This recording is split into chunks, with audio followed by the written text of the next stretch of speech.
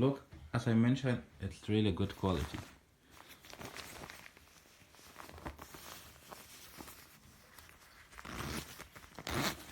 Check the inside, it's warm.